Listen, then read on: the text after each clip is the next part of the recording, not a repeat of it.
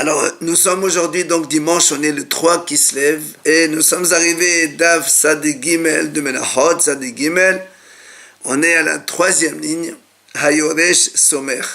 On a dit dans la Mishnah, donc, lorsque un père, il a sanctifié un korban, un sacrifice, et puis il est mort, il n'a pas eu le temps de l'offrir au Beth Amikdash, c'est son fils héritier qui va appuyer sur la tête de l'animal à sa place. Tani Rav Hanania Kamed Rava.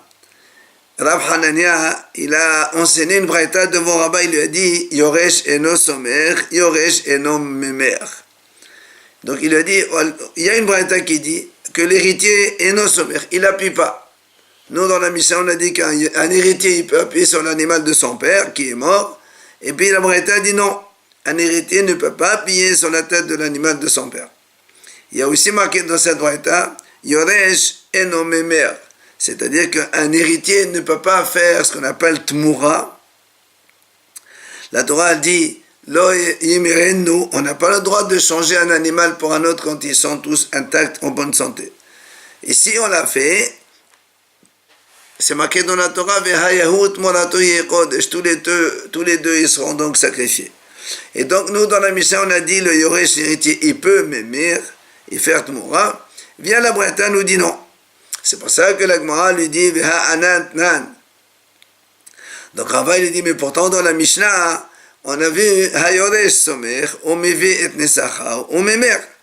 Donc que l'héritier il peut faire donc appuyer sur la tête de l'animal à la place de son père. Il peut amener Nesacha le vin pour accompagner le korban de son père. Et Omemer il peut aussi donc faire un changement, un troc. C'est-à-dire s'il le fait, normalement on n'a pas le droit de le faire minatoire, mais s'il l'a fait, le troc il est valable et les deux animaux ils sont korban. Donc question contre Rav Hanania. Amalé, alors il lui dit Rav Hanania, Efkai, je change, puisque ta Mishnah elle dit qu'il a le droit, alors la Braïta je la change, je mets oui il a le droit aussi comme la Mishnah. Amalé, il vient, Rabba il lui dit là, tu n'as pas besoin de changer. Pourquoi? Parce qu'il y a un Hacham qui pense effectivement que l'héritier ne peut pas appuyer sur la tête de l'animal ni il peut échanger. C'est qui? C'est Rabbi Yehuda. Tétania d'ailleurs il amène la Braïta.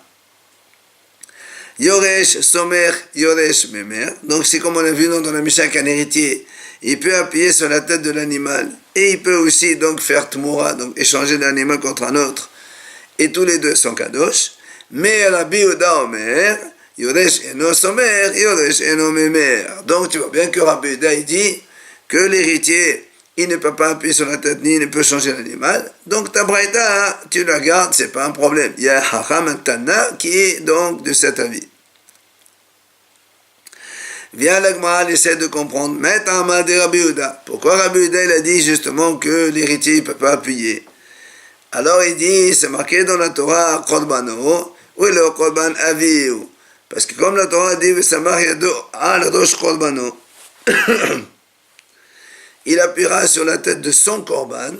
Rabbi Yehuda dit, son Korban, mais pas le Korban de son père. Donc il ne peut pas appuyer sur le Korban de son père. Et, Bialif, Tehilat Herdesh, Mesof Herdesh. Et il apprend Rabbi Yehuda le début de Herdesh, de la fin du Herdesh. Ça veut dire, de la même façon que à la fin du Hekdesh, c'est-à-dire que quand on vient juste avant la Shrita, on vient appuyer sur la tête de l'animal. Rabbi Yehuda dit, on n'appuie pas, l'héritier ne peut pas appuyer. Alors il vient, Rabbi Yehuda dit, même le début du Hekdesh aussi, c'est-à-dire dès qu'on a fait la sanctification de l'animal, la même chose, il ne peut pas faire tmoura, l'héritier ne peut pas donc échanger cet animal. Donc voilà comment Rabbi Yehuda il a appris que l'héritier ne peut pas faire ni smecha ni tmoura. Alors, Hachamim ils disent la banane. Alors comment les Hachamim ils ont dit eux qu'on a le droit de faire cela? Alors les Hachamim ils te disent, c'est marqué dans le pasuk, Im hamer yamir. La Torah a répété 2 fois le mot hamer yamir. Pourquoi tu répètes 2 fois? Les rabot et tayoresh, c'est pour inclure justement l'héritier. C'est donc si un hamer pour le propriétaire de l'animal lui-même, et le deuxième c'est pour inclure l'héritier qu'il peut appuyer à la place de son père sur l'animal quand son père il est donc décédé.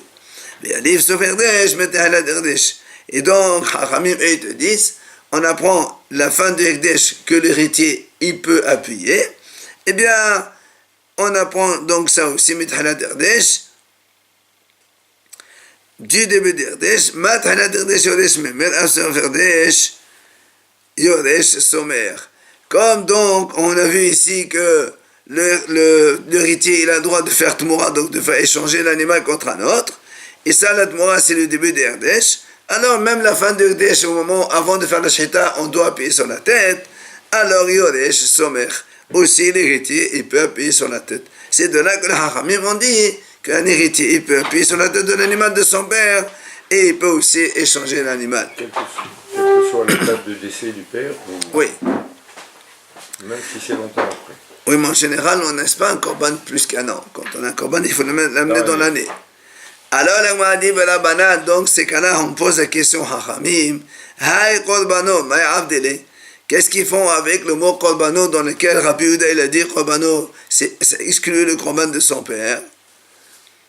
Alors ils te disent Hachamim, korbano, ou le korban aved kohavim, korbano, ou le korban havero. Ils te disent Hachamim, le mot korbano, c'est pour exclure un korban d'un goy, que lui-là, il ne faut pas appuyer sur la tête. Korbano, le deuxième, c'est pour exclure un korban havero, d'un prochain, et on ne peut pas appuyer sur l'animal d'un korban qui n'est pas à nous, qui est à notre Israël. Korbano, Hachamim, eux, ils disent le troisième korbano, c'est pour nous dire que s'il y a plusieurs personnes associées dans un korban, donc plusieurs hommes, alors ils doivent tous appuyer, puisque c'est le korbano, c'est le sien, tous ils ont une part dedans. Selon Hachamim, eh bien, il faut donc que tout le monde appuie sur la tête. Maintenant, Rabbi Yehuda, puisque lui, il a déjà utilisé le Korbano pour exclure, on a vu tout à l'heure, ni Korban Havero, ni Korban Avod Kafamim, ni... Il a dit donc, pas celui de son père. Comment il apprend le quatrième cas, comme quoi, quand il y a plusieurs, eh bien, tous, ils doivent appuyer sur la tête. Alors, il te dit, moi, soit on peut dire l'étlé, soit on peut dire, donc, lui, il n'a pas cette notion et qu'il n'oblige pas que tout le monde doive appuyer sur l'animal, même s'ils sont associés, un seul, peut-être, pourrait ça suffire. Mais il n'a mis l'étlé. Et maintenant, si tu veux dire que oui, il a ce principe que tout le monde doit appuyer sur la tête, c'est pas un problème. Et lui, il peut te dire qu'un korbano, on va exclure en même temps le goy et le prochain, Israël. Il nous reste deux. Un, c'est pour qu'il a dit lui qu'on n'a pas le droit donc d'appuyer sur l'animal de son père. Et donc, c'est le korbano, il exclut celui de son père. Et l'autre, c'est pour inclure le cas qu'on vient de dire nous pour les Hachamim, comme quoi quand il y a plusieurs associés, que tout le monde doit appuyer sur la tête de l'animal. Maintenant, la Gemara dit, pardon. Nous, on a dit tout à l'heure que Rabbi Yehuda dit qu'un héritier ne peut pas appuyer sur la tête, ni il ne peut pas faire tmoura, donc échanger l'animal. Alors que les Hachamim ont dit oui. Et les Hachamim ont trouvé un passage qui a marqué Hamer Yamir. Comme il a marqué deux fois le mot Hamer, alors un c'est pour lui, un pour celui de son père. Alors nous on pose la question, alors Rabbi Yehuda, qu'est-ce qu'il fait avec Hamer Yamir? Pourquoi la Torah le répète deux fois, non? Alors il répond, mais les rabot et haisha. Il dit Rabbi Yehuda, c'est pour inclure une femme. Que si une femme, elle fait tmoura d'un korban, de son korban, eh bien la tmoura aussi, elle marche pour une femme aussi. Netanya, comme la Bretagne dit, les filles, tout le sujet de Tmoura là-bas, c'est marqué le Hanifenno, le Miroto, tout ça c'est au masculin. Donc c'est que pour les hommes. Est-ce qu'on peut inclure aussi la femme qui aussi elle pourrait faire Tmoura? Voilà la Bretagne dit, donc avec ce mot Hamer Yamir, la répétition des deux mots, ça va inclure la femme, comme il a dit Rabbi Yehuda. Alors du coup, nous on dit Vela Banan.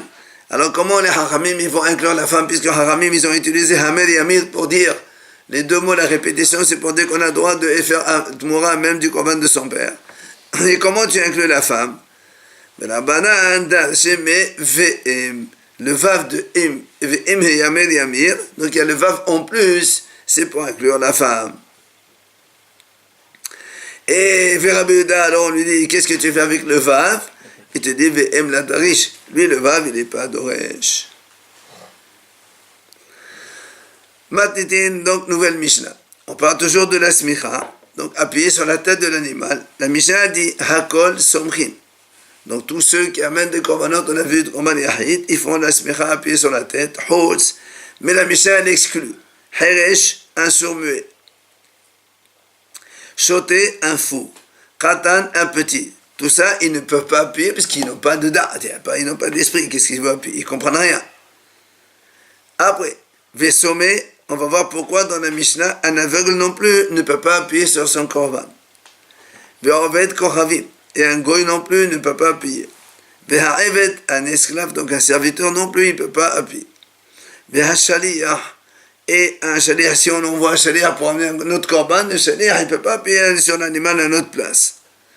Vea Isha, et la femme aussi ne peut pas appuyer sur la tête de son korban. Après, la Mishnah dit, Usmecha shiarim mitzvah. La smicha, le fait d'appuyer sur la tête du korban, c'est shiarim mitzvah, c'est le reste d'une mitzvah. C'est-à-dire, si on ne le fait pas, c'est pas me'akev, c'est pas grave. C'est pas quelque chose de très fondamental. À la roche, quand on appuie sur l'animal, il faut appuyer sur la tête. Bishte yadai, il faut appuyer avec ses deux mains, pas avec une seule main. Et là où on est semer, donc on appuie sur la tête de l'animal, c'est là-bas qu'on va faire la shchita de l'animal. C'est-à-dire, on ne bouge pas l'animal d'un endroit à un autre. Quand on a fait la smicha, tout de suite on fait la shchita. Et ce que dit la Mishnah après, Vetechef le smicha, shchita. Immédiatement après avoir appuyé sur la tête, on fait la shchita de l'animal immédiatement. Voilà donc la Mishnah. La Gemara va nous expliquer un peu tous ces cas qu'on a vus. La Gemara a dit comme ça. Bishama, Heresh, Shotem Vekatan, Delao Bene De'anenu. Quand on a dit dans la Mishnah que le sourd-muet, le fou et le petit n'appuient pas sur la tête du korban, c'est normal. Ils n'ont pas de date, ils n'ont pas d'esprit. En fait, Kohavim n'a mis Bene Israël Somchen Ve'en Avde Kohavim Somchen. Un goy qui n'appuie pas sur l'animal, là aussi on apprend, parce que la paracha qui parle de la smicha, c'est marqué d'Aber Bene Israël. Et nous on dit Bene Israël, eux, ils doivent appuyer sur l'animal, mais pas à quelqu'un qui n'est pas Bene Israël. Mais la Gemara a posé une question. Sommet, Maïtamala, pourquoi un aveugle, s'il amène un korban, il n'appuie pas sur la tête de l'animal? Pourquoi? Alors on a deux réponses. Rav Hazda et Rav Yisrael bar Avdimi. Un c'est Rav Hazda et l'autre Rav Yisrael bar Avdimi. Mais chacun a donné une réponse différente. Hadamar, Atia Semicha, Mezechne Aïda. Un il a dit, ou donc on apprend la smicha d'un autre passage dans lequel il y a marqué Vesamichu Zechne Aïda. C'est marqué les sages de l'assemblée, ils doivent appuyer donc de leurs mains sur le korban. Quand on parle d'un korban collectif, donc que les ministres ont fauté, et le tribunal il amène ce fameux bœuf et après ils vont appuyer. Alors comme les sages du tribunal, on a vu par ailleurs qu'ils doivent tous être intègres physiquement et donc moralement, eh bien ça veut dire que si quelqu'un il est aveugle, il ne peut pas siéger au tribunal, alors là aussi, donc un aveugle ne peut pas appuyer sur son animal. Hadamar, l'autre il a dit, d'où on apprend qu'un aveugle ne peut pas appuyer, Atia Smicha Smicha, mais on l'a Iya. Parce que quand on va aux trois fêtes, Pesach, Shavuot, quand on va au Beth Amikdash et on amène un korban qu'on appelle la Olat Iya, c'est un sacrifice de Iya de se montrer devant Hachem là-bas au Beth Amikdash. Là-bas, marqué que quelqu'un qui est aveugle n'a pas le devoir d'aller au Beth Amikdash parce que marqué Iya, il faut qu'il soit vu par Hachem. Et comme lui, il ne voit pas, donc ça ne marche pas. Donc comme lui, il ne peut pas, Quelle que soit l'origine de la cécité. Ça n'a pas d'importance. Parce que si quelqu'un a déjà vu... Ça ne fait rien, non. Quand maintenant il ne peut plus voir, il n'a pas donc l'obligation de monter et donc il ne peut pas appuyer sur l'animal. Voilà un petit peu les deux raisons amenées par les deux haramim. Alors la m'a dit, celui qui a dit la raison que l'aveugle ne va pas appuyer sur l'animal, il a rapporté ça à partir de Olat Re'iyah. Pourquoi il n'a pas amené comme réponse la première qu'on a dit à partir des sages de l'Assemblée, c'est-à-dire donc le tribunal, les juges du tribunal?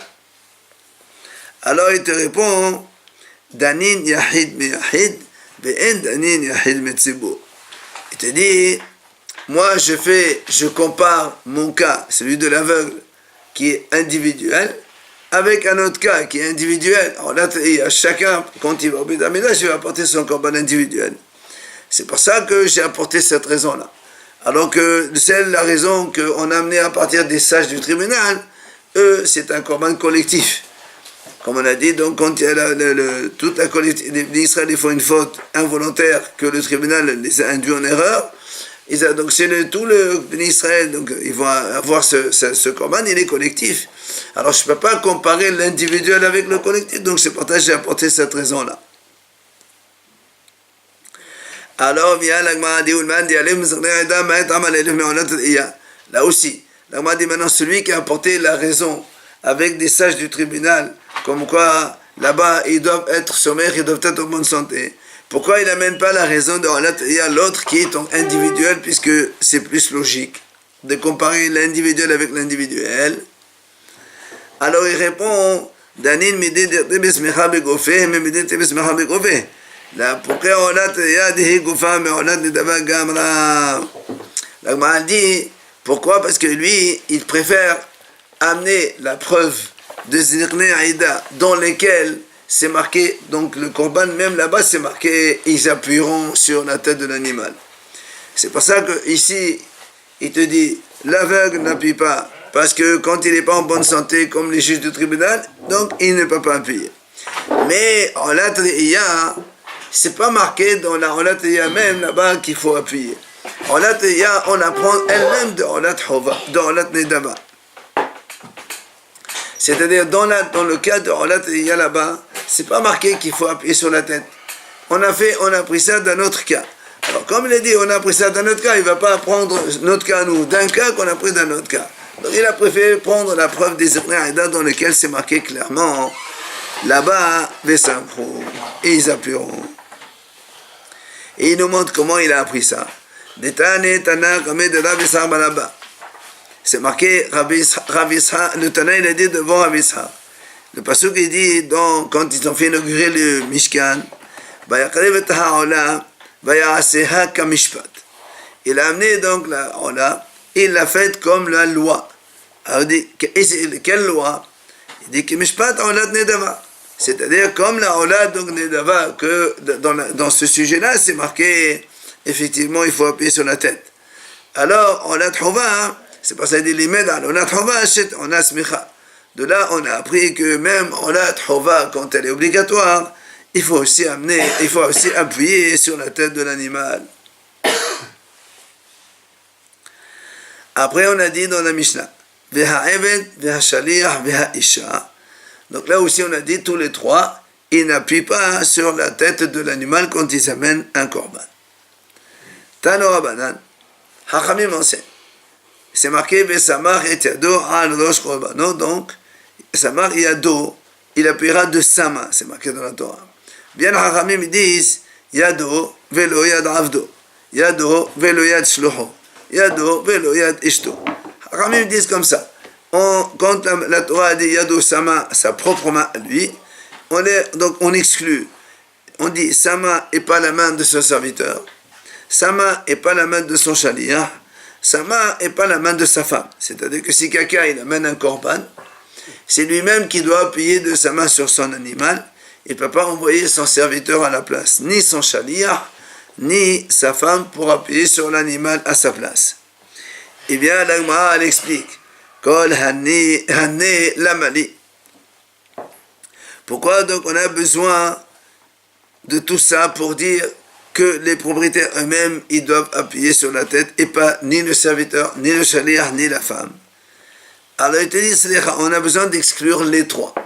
Pourquoi? Il dit, parce que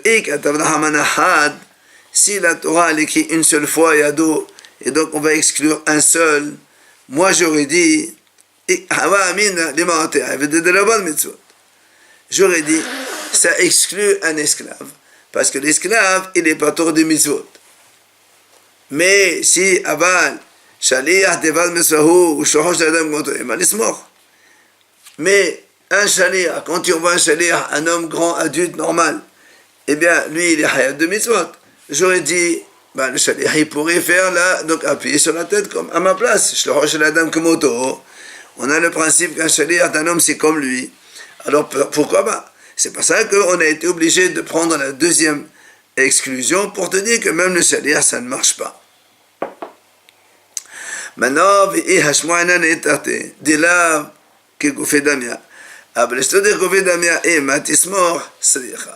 ici, on nous a appris le cas du Eved et du shaliach, comme quoi ils ne peuvent pas appuyer à notre place. Alors moi, j'aurais dit très bien, ceux-là, ils ne peuvent pas appuyer parce que c'est pas comme moi. Mais la femme de quelqu'un, c'est comme son propre corps. La femme d'un monsieur, c'est comme lui-même. Alors, j'aurais dit peut-être que la femme, elle pourrait appuyer sur la tête de l'animal que son mari l'a amené en corban. C'est pour ça que la Mishnah nous a dit que non, ni le serviteur, ni le shaliach, ni la femme ne peuvent appuyer à la place du monsieur qui a amené son corban. Smicha shi'alim mitzvah. On a dit dans la Mishnah que appuyer sur la tête de l'animal, ce sont des résidus de mitzvah. C'est-à-dire, c'est pas fondamental. Si on ne le fait pas, le korban, il est quand même valable. Mais c'est bien, il faut le faire. Tano Rabbanan, Chachamim enseigne. D'où on apprend cela? C'est marqué dans la Torah, Vesamach venertza. C'est-à-dire, le passage qui dit comme ça. Vesamach yado al rosh ha'olah, venertza lo lechaper ala. Il appuie donc de sa main sur la tête du korban et ça va être agréé pour lui pardonner sa faute. Alors la Gemara dit quel rapport?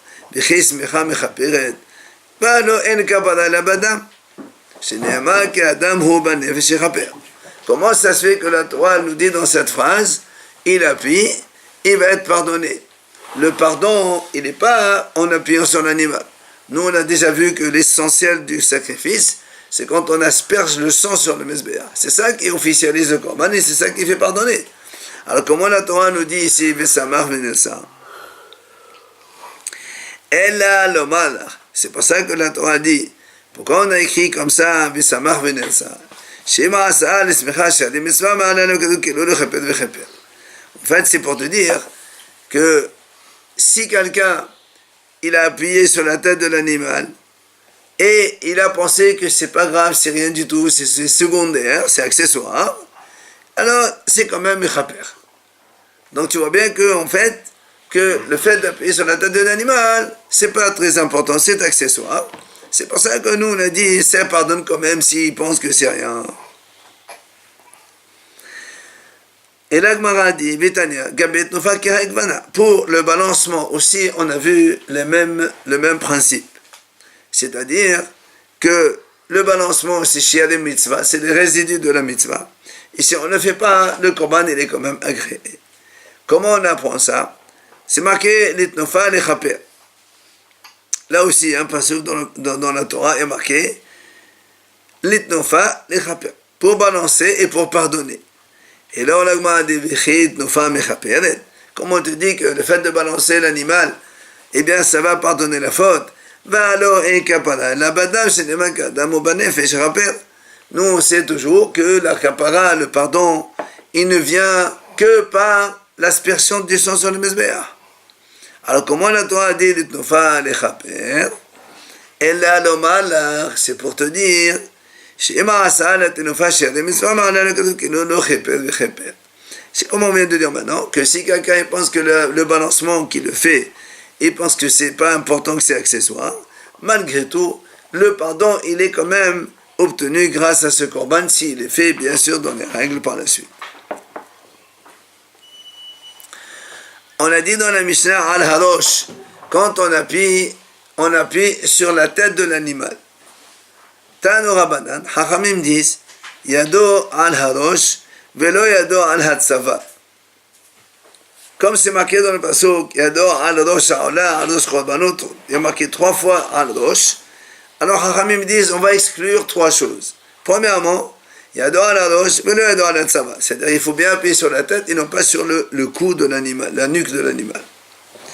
Yado al-rosh, velo yado al-gabay. Yado sur la tête, mais pas sur le dos. Si on appuie sur le dos de l'animal, ça ne marche pas. Il faut que sur la tête. Yado al-rosh, velo yado al-hazé. Là aussi, la Gemara dit, il y a marqué Yado al-rosh sur la tête, mais pas sur la poitrine de l'animal. Si on appuie sur la poitrine, ça ne marche pas non plus. Alors vient la Gemara explique Kol hané la malé. Pourquoi tu as besoin d'expliquer tout ça? Tu as comme dire une fois, c'est sur la tête et c'est terminé. Il te dit non. On a besoin de 3 fois. Parce que si on a écrit une fois Yado al-rosh seulement, toi tu vas dire très bien. On appuie sur la tête, les maotés, ça va, ça exclut la nuque. Pourquoi?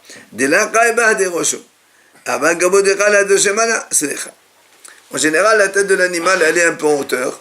Après, il y a le cou qui baisse. Après, le dos, il remonte. Alors, non, moi, j'aurais dit très bien, le cou, c'est non, parce qu'il est plus bas. Mais si tu appuies sur le dos de l'animal, ça aurait donc marché, pourquoi pas? Donc, si on a écrit une seule fois, on aurait exclu que la nuque de l'animal n'est pas le dos.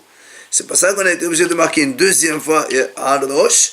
C'est pour te dire non, ni le cou, ni le dos, ça ne marche pas. Maintenant, ici on nous apprend ces deux-là, c'est-à-dire, il ne faut pas appuyer sur le cou, ni sur le dos. J'aurais dit très bien, cela, c'est normal qu'il ne faut pas appuyer dessus. Pourquoi? Parce qu'on n'a jamais vu qu'on balance la tête ou le cou ou le dos. On balance donc le dos ou la nuque de l'animal. Mais nous, on a vu que la poitrine, on la prend et on fait balancement. Alors j'aurais dit peut-être que puisque la poitrine c'est important, peut-être que même si on appuie sur la poitrine, c'est bon aussi, ça marcherait. C'est pour ça, l'Agma dit Sricha. On a eu besoin de dire que les 3, c'est exclu. Ni la nuque, ni le dos, et ni la poitrine. Il ne faut appuyer que sur la tête de l'animal seulement. Si on dit la tête, c'est la tête. C'est pourquoi toutes ces discussions? Parce que pourquoi la Torah répète 3 fois la tête? C'est une discussion. Alors maintenant, l'Agma dit, il y a dans la Sedadin Mao. Viens l'Agma poser une question. Si maintenant, au lieu d'appuyer sur le dessus de la tête, il appuie sur le côté de la tête de l'animal, sur les 2 joues de l'animal. Est-ce que c'est valable aussi, puisqu'on est quand même sur la tête? Tashema, l'Agma le ramène. Détania, la Bretagne dit comme ça. Abba bira'a berabe le'az ben Yaakov omer. Chacham Abba bira'a dit au nom de Rabbi Eliezer, son fils, son fils. Yado al rosho velo yado al hasedadin. Il te mène une Bretagne dans laquelle c'est marqué sur la tête, mais pas sur les côtés. Donc c'est obligé que ce soit sur la tête au-dessus. Ba'i Rabbi Miya. Il vient Rabbi Miya et dit, Matlit, ma'ushitahus. Il dit, si maintenant quelqu'un, il veut appuyer sur la tête, mais apparemment ça le dérange, il met un petit chiffon ou une petite serviette, et il appuie sur la serviette, sur la tête de l'animal. Est-ce que ça s'appelle hatzitza ou pas? Tashema. La Gemara vient ramener une breta là aussi. Il dit non, il n'y a pas le droit. Il ne peut pas y avoir une hatzitza, une séparation entre la main et le corps de l'animal. Donc obligatoirement, il doit poser la main et appuyer sur la tête même de l'animal sans aucune interruption. Après, on a dit, quand on appuie sur l'animal, on a dit dans la Mishnah, Uveshte Yadai. On appuie avec les 2 mains. Bien, l'Agma a dit, Menahanimele, où tu as vu qu'il faut appuyer avec les 2 mains? Puisqu'il y a marqué Vesamach Yado, c'est une main. Amar Veshlakish. De Amar Kara, Vesamach Aharon et Sheti Yadav, Ketiv Yado, Vortiv Sheti.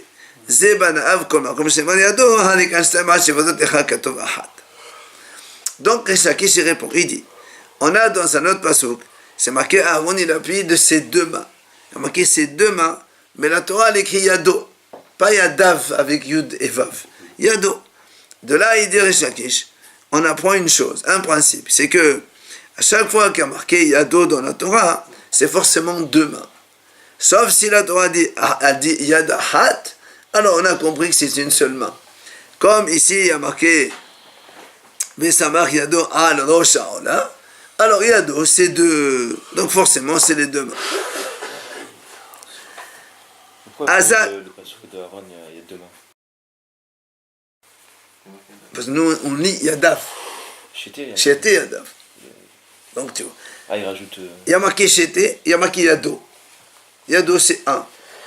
Et Chété, c'est deux. Alors comment c'est deux, un? Ça ne marche pas. Alors on te dit, même s'il y a marqué Yado tout seul, ça veut dire toujours deux. Et s'il faut marquer une main, on marque Ahad, forcément. Ça, c'est ce qu'il a dit Rish Lakish.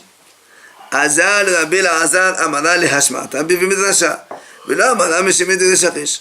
Rabbi Elazar, il est allé donc dire cet enseignement au Beth Midrash en son nom. Il n'a pas dit au nom de Rish Lakish qui a donné cet enseignement le premier. Shama Rish Lakish Virpat. Rish Lakish, du coup, il a entendu et ça l'a un petit peu donc mis en colère. Comment il dit un enseignement sans me nommer moi qui est à l'origine. Alors, il est parti l'attaquer. Amal, il lui a dit, Isa kadatir kol echad yativ yado tartininhu. Lama li limatav yadav yadav. Ekhshi li 24 yadav yadav teve'ena yadav dav lo sekelet yadav. Alors il vient Rish Lakish, il lui pose la question à Rabbi Elazar. Il voulait le bloquer, le coincer, puisque toi tu connais, tu me dis un enseignement sans mon nom. Alors essaie de répondre.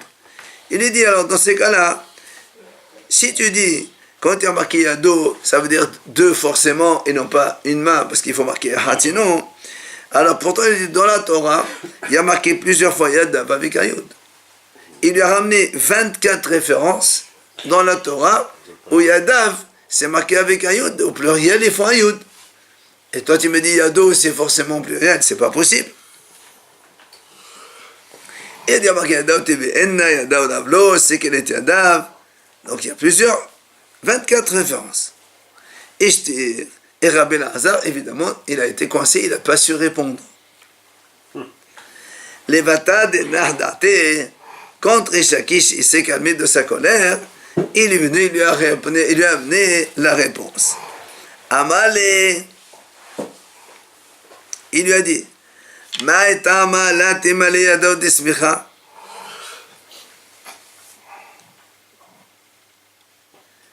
Il lui a dit, dans ces cas-là, tu aurais pu me poser la question, pourquoi dans la smicha aussi, il y a marqué Yadav avec Ayud?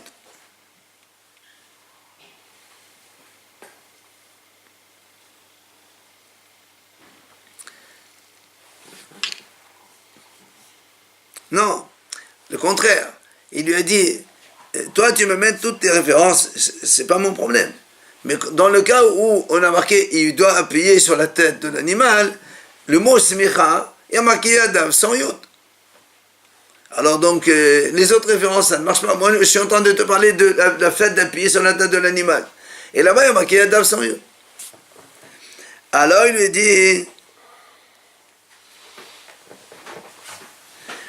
dit, Bismicha namik teva esmot Yadav alav esaveo.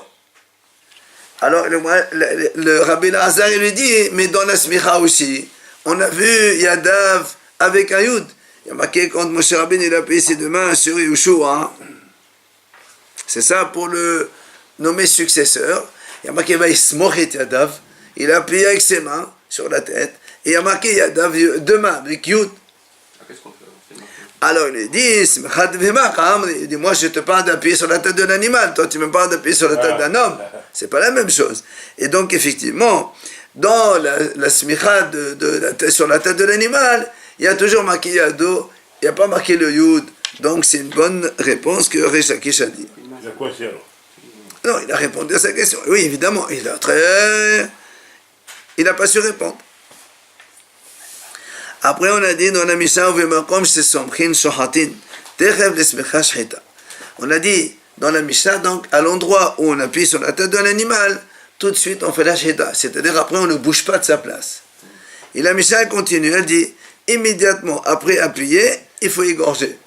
Jacques dit, qu'est-ce que tu es en train de... Tu répètes la même chose. Si tu me dis, immédiatement après la smicha, il faut appuyer, et tu me dis, après la smicha, il ne faut pas bouger l'animal, il faut faire la shahita, ben c'est exactement pareil.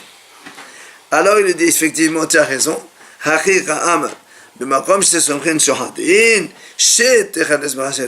Il dit, à l'endroit où on appuie sur la tête d'un animal, c'est là-bas où on va faire la shahita. Tu sais pourquoi? Parce qu'on a un principe qui dit, immédiatement après avoir appuyé sur la tête de l'animal, il faut faire la shahita. C'est pour ça donc il faut les coller l'un à l'autre. On commence la Mishnah. Matitin. Homer basimicha me batenufa ou batenufa me basimicha. La Mishnah va comparer le fait d'appuyer sur la tête de l'animal et le fait de balancer l'animal ou la viande de l'animal. La Mishnah dit comme ça. Donc il y a des choses qui sont sévères dans l'appuyer plus que le balancement. Il y a des choses qui sont plus sévères dans le balancement que d'appuyer sur la tête de l'animal. Alors la Mishnah dit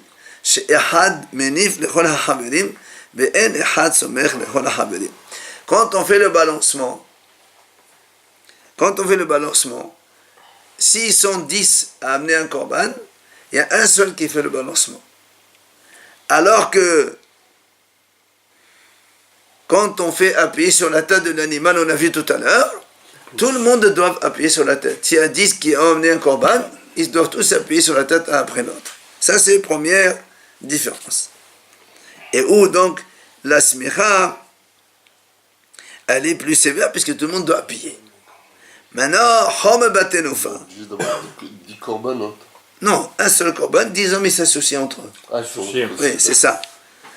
Hom batenufa. Maintenant, qu'est-ce qui est plus sévère dans le balancement? Donc le balancement, il a lieu aussi bien dans les korban yahid que le korban tzibur. Alors qu'hier on a vu que la smicha appuyée sur la tête des korbanot, c'est uniquement les korban yahid, sauf quelques-uns. Bahayim, ou vashihotim. La tnufa, le balancement se fait aussi bien avec les animaux vivants qu'avec les morceaux de viande des animaux égorgés. Alors que la smicha appuyée sur la tête, ça ne marche que les animaux vivants seulement.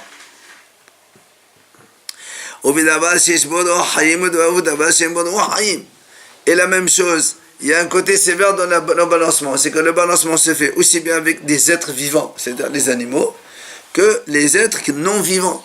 Puisqu'on a déjà vu qu'on faisait le balancement avec les pains, avec les offrandes de semoule, mais on n'appuie pas sur le pain ni sur la semoule, ça ne marche pas ça. Donc tu vois bien qu'il y a des choses qui sont plus importantes de la smicha que dans la tnufa, il y a des choses qui sont plus importantes de la smicha que dans la tnufa. Déjà